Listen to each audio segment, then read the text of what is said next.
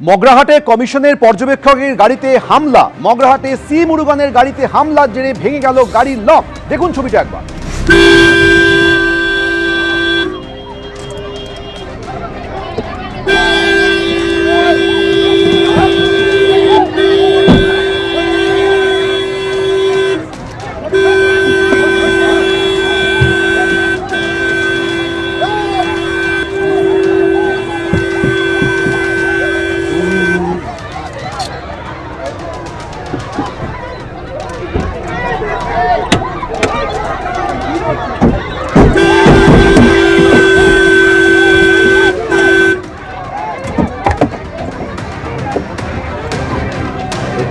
একবার দেখতে পাচ্ছেন পুলিশের উপস্থিতিতেই বিক্ষোভকারীরা দফায় দফায় হামলা চালায় গাড়িতে। যখন সি মুরুগান কমিশনের পর্যবেক্ষক তিনি বেরিয়ে যাচ্ছেন, মগরাহাটে গিয়েছিলেন, তিনি যখন বেরিয়ে যাচ্ছেন তখন তার গাড়ি ঘিরে বিক্ষোভ শুরু হয়। তারপর তার গাড়ির লক ধরে জোর করে টানা হয়, গাড়ির লক ভেঙে যায়, দফায় দফায় গাড়ির উপরে চাপড় মারা হয়।